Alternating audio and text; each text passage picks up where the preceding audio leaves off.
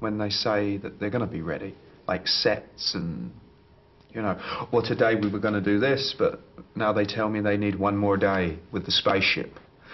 So it went through changes, but I got a complete script. Besson, I mean, belongs to a sort of tradition of European culture. He's not the sort of Hollywood machine filmmaker at all. Yet he was in that great big budget sort of area. Do you think he was happy with that responsibility of money and time and all that sort of pressure, or is he happier in films like Léon where he has complete control? Did you feel he was more comfortable with the smaller films? I don't know how anyone could be really happy, you know, in a situation like that, with just the enormity of the movie, and the money and the clock ticking away. It's always been fun to shoot with Luke. We have a very kind of wacky relationship that's very physical, very slapstick, and it's always been, it's fun to go into work and work with him. So if he was under pressure, I mean, he handled it incredibly well. I can't imagine it is any, you know, I mean, I don't know what the budget's, you know, anywhere north of 90 million. I can't imagine that's fun with that riding on your shoulders. And just the expectation of it. It must be very daunting.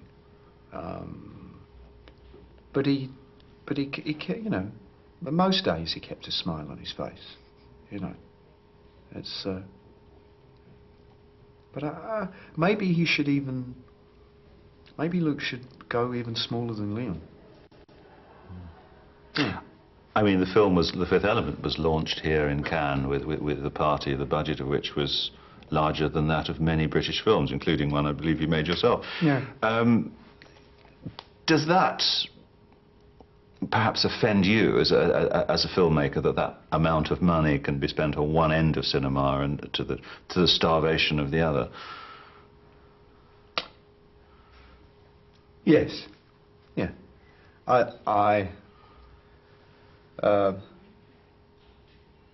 Starvation's actually quite an interesting word, isn't it? I mean, second interesting word of the morning. There's quite a few countries who are, you know what I mean? And you just think, you know, that kind of. I mean, I understand with a movie, you know, with a movie like this, people talk 50, 60 million for prints and ads. You know, 30, 40, 50 million to just get to get, that's, you know, separate from the budget, getting behind a movie like this to sell it. But yeah, 3 mil for a party's obscene. But there we are, you know. Most of them couldn't get in, so.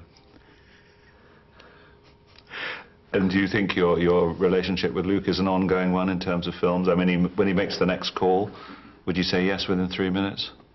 Yeah, I mean, there's, you know, there's a thing that we share where, you know, I call him the Frenchman. So if the Frenchman calls, you know, bring me the Frenchman. It's Luke on the phone. I think he's probably gonna. I want to take a break myself, and I think he's going to have a long rest after this one. And finally, what was your reaction to the film? I know you saw it last Sunday rather than at Cannes, but when you first saw it finish with all the bits and all the bobs, I mean, did it sock you in the eye? Yeah. It's you know, it has such a particular vision, the movie, and it's.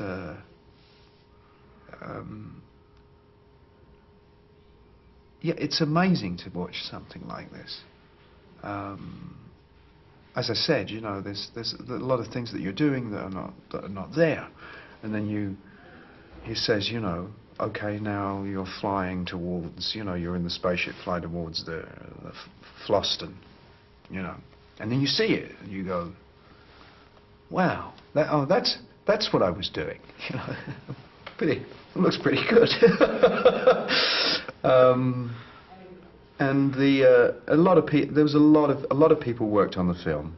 Obviously, it's an army of people that work on a movie like this, and all shot at Pinewood, which is, you know, it's good. It's good for us. Good for the boys. Yeah, yeah. Jobs for the boys, and